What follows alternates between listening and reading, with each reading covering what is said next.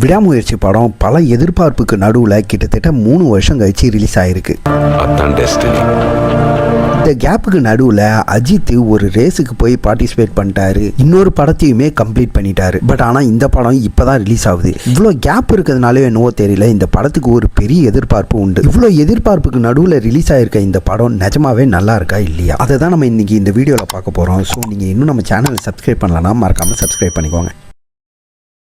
இந்த விடாமுயற்சி படத்தோட கதை என்னன்னு பார்த்தீங்கன்னா, அசர்பைஜான்லேருந்து கிளம்பி கிட்டத்தட்ட 9 மணி நேரம் டிராவல் பண்ணி போகணும்னு பிளான் பண்ணுற அஜித், த்ரிஷா இவங்க 2 பேரும் எப்படி சந்திச்சாங்க, இவங்க 2 பேரும் எப்படி சேர்ந்தாங்க, இவங்களோட கல்யாண வாழ்க்கைன்னு சொல்லி மொத்த பேக் ஸ்டோரியுமே அடுத்த 30 மினிட்ஸில் நமக்கு சொல்லிடுறாங்க. கல்யாணம் ஆகி 12 வருஷம் ஒன்றா இருந்த இவங்க 2 பேரும் ஒரு கட்டத்துக்கு மேலே மியூச்சுவலாக அண்டர்ஸ்டாண்ட் ஆகி பிரியணும்னு முடிவு பண்ணுறாங்க. முடிவு பண்ணி த்ரிஷாவை அவங்க அம்மா வீட்டில் ட்ராப் பண்ணலாம்னு சொல்லி 9 மணி நேரம் தாண்டி போய் ட்ராப் பண்ணுற இடத்துல போய் சேர்ந்தாங்களா இல்லையா, இதுக்கு நடுவில் என்னெல்லாம் நடக்குது, அர்ஜுனால இவங்களுக்கு வர பிரச்சனையை இவங்க எப்படி தாண்டி வரான்ற மொத்த ஸ்டோரியும் ஒரே நாள்லயே காட்டி முடிக்கிறதா இந்த படத்தோட கதை. இந்த படத்துல அஜித், த்ரிஷா, அர்ஜுன், ரெஜினா, ஆரோன்னு சொல்லி இந்த மாதிரி நிறைய பேர் நடிச்சிருக்காங்க. அவங்க எல்லாருமே அவங்களுக்கு கொடுக்கப்பட்ட ரோலை ரொம்ப அழகா சூப்பராகவே நடிச்சிருக்காங்க. இதுல அஜித் ஸ்டார்டிங்ல இருந்து எண்டிங் வர ரொம்ப செட்டில்டா ஒரு பயங்கரமான என்கேஜிங்கான பர்ஃபார்மன்ஸ் ஒன்று கொடுத்துருக்காரு. இந்த மொத்த படத்தையுமே ஒரே ஆளா ஹோல்ட் பண்ணி கொண்டு போறாரு. அப்புறம் ஆக்டர் அஜித்தை ரொம்ப நாளைக்கு அப்புறம் விதவிதமான லுக் அண்ட் காஸ்டியூம்ல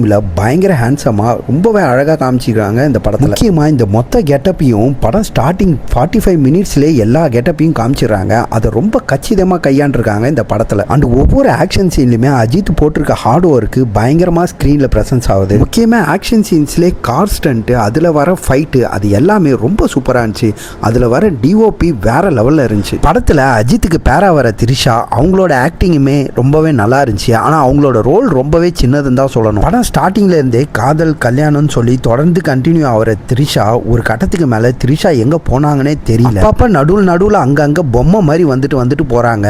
அதுக்குமே ஏன் தான் தெரியல, ஏன்னா அந்த அளவு பெருசா கனெக்டே ஆகல. மற்ற அஜித் படத்துல எல்லாம் ஓரளவு செலிப்ரேட் பண்ற மாதிரியாவது சின்ன சின்ன சீன்ஸ் வரும். பட் ஆனா இந்த படத்துல அந்த மாதிரி சொல்லிக்கிற அளவு எந்த சீனுமே இல்ல. ஓகே, அந்த மாதிரி கமர்ஷியலா கொண்டு போலனாலும் பரவாயில்ல, ஒரு மாதிரி எக்ஸ்பீரியன்ஸ் ஓரியன்டா இல்ல ஃபுல் அண்ட் ஃபுல் ஆக்ஷன் பிலிமா கொண்டு போனாலும் பரவாயில்ல. அதெல்லாம் எதுவுமே இல்லாம ஆக்ஷன்ஸுமே ஒரு அளவுக்கு மேல ரொம்பவே சொதப்பலா திகட்டுற மாதிரி தான் ரொம்ப அதிகமாக கொடுத்துருந்தாங்க. இந்த படத்தோட ஃபர்ஸ்ட் ஹாஃப் ரொம்பவே ஸ்லோ. அதுவும் இன்ட்ரோல் பிளாக்ல ஒரு ட்விஸ்ட் ஒன்று வச்சிருக்காங்க, அதுவுமே சொல்லிக்கிற மாதிரி இல்லை. சரி, செகண்ட் ஹாஃபாவது நல்லா இருக்குமான்னு பார்த்தா செகண்ட் ஹாஃப் பார்த்ததுக்கு அப்புறம் தான் தெரியும் ஃபர்ஸ்ட் ஹாஃபே ரொம்பவே பரவாயில்லன்னு. ஏன்னா ஃபர்ஸ்ட் ஹாஃப்ல ஸ்கிரீன் பிளே அந்த அளவு கொஞ்சம் நல்லா எடுத்திருக்கும். பட் செகண்ட் ஹாஃபோட ஸ்கிரீன் பிளே ரொம்பவே சொதப்பல் தான். இந்த படத்தோட பாசிட்டிவ் என்னன்னு பார்த்தீங்கன்னா அஜித்தோட பர்ஃபார்மன்ஸ், இந்த படத்தோட சினிமோட்டோகிராஃபி, அப்புறம் இந்த படத்தோட மியூசிக், இந்த 3 விஷயம் மட்டும்தான் இந்த படத்தை எண்டு வரைக்கும் ஹோல்ட் பண்ணி கொண்டு போகுது. அண்ட் இந்த படத்தோட சினிமோட்டோகிராஃபி கண்டிப்பா தமிழ் சினிமாக்கு இது ஒரு புது விதமா தான் இருக்கும். ஏன்னா இந்த படம் ஃபுல்லா வர கலர் கிரேடிங், கேமரா ஆங்கிள், இது எல்லாமே ரொம்பவே பிரமாதமா பண்ணியிருந்தாங்க. அண்ட் இந்த படத்துல வர மியூசிக் பத்தி சொல்லியே ஆகணும். இந்த படத்துல வர 3 பாட்டுமே ரொம்பவே நல்லாவே இருந்துச்சு. அதை பிளேஸ் பண்ண விதமுமே ரொம்ப நல்லா இருந்துச்சு. அதை தாண்டி இந்த படத்தோட பிஜிஎம், அந்த பிஜிஎம்னால தான் இந்த படம்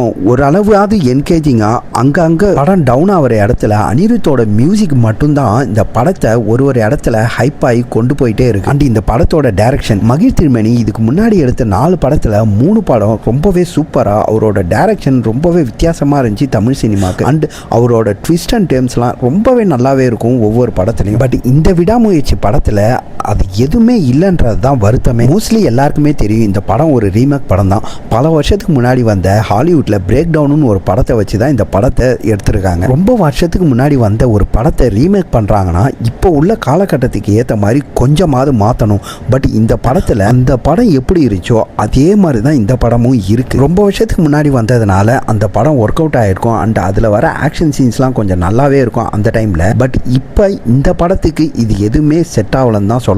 இந்த படத்துல வர இன்னொரு பெரிய நெகட்டிவ் என்னன்னு பார்த்தீங்கன்னா ஆரவும் அவன் கூட வர 4 பேரும் தான். அவங்களோட கேரக்டர் இந்த படத்துக்கு ரொம்பவே முக்கியம் தான். பட் ஆனால் அவங்களோட ஆக்டிங் வந்து ரொம்பவே ஓவர் ஆக்டிங்ன்ற மாதிரி தான் இருந்துச்சு. அதெல்லாமே இன்னும் கொஞ்சம் நல்லா பண்ணியிருந்தா படம் கொஞ்சமாவது ஒர்க் அவுட் ஆயிருக்கும். அண்ட் அப்புறம் இந்த படத்துல வர அர்ஜுன் அண்ட் ரெஜினா அவங்க 2 பேருமே ஹஸ்பண்ட் அண்ட் ஒய்ஃபா வராங்க. அவங்களுக்கு கொடுக்கப்பட்ட ரோலை ரொம்ப சூப்பராகவே நடிச்சிருந்தாங்க. அண்ட் அவங்களுக்குமே ரொம்பவே சின்ன ரோல் தான், பட் ரொம்பவே பிரமாதமாக நடிச்சிருந்தாங்கன்னு தான் சொல்லணும். அண்ட் ரொம்பவே முக்கியமான ஒரு விஷயத்த சொல்லணும், தமிழ் இண்டஸ்ட்ரீஸில் இந்த மாதிரி ஒரு கேரக்டரில் அஜித்தை தவிர மீதி யாருமே நடிக்க மாட்டாங்கன்னு தான் சொல்லணும். மேபி கமல் நடிக்கலாம், பட் கமல் அஜித்தை தவிர இந்த மாதிரி ஒரு கேரக்டரை ஒரு சின்ன கமர்ஷியல் எலமெண்ட் கூட இல்லாமல் வேற எந்த ஹீரோவுமே நடிக்க மாட்டாங்கன்னு தான் சொல்லணும். அந்த விஷயத்தில் அஜித்தை ரொம்பவே பாராட்டி காட்டியே தான் ஆகணும் இந்த படத்தில். இந்த படத்தோட பெரிய நெகட்டிவே செகண்ட் ஹாஃபோட ஸ்க்ரீன் பிளே தான். ஏன்னா கடந்த 10 வருஷமாவே இந்த இடத்துல இந்த மாதிரி ஒரு கிரைம் நடக்குது. இந்த பக்கமாக வர பொண்ணுங்களை கடத்தி பிளாஸ்டிக் சர்ஜரி பண்ணி நாடு காத்துறதுன்னு சொல்லி நடக்குதுன்னா அங்கே இருக்க பேட்ரோலுக்கும் போலீஸுக்கும் நல்லாவே தெரிஞ்சிருக்கும். பட் ஆனால் அஜித் போய் கம்ப்ளைண்ட் பண்ணும்போது இந்த மாதிரிலாம் எதுவுமே நடக்காத மாதிரி ஒரு சீன்லாம் வச்சிருக்கிறது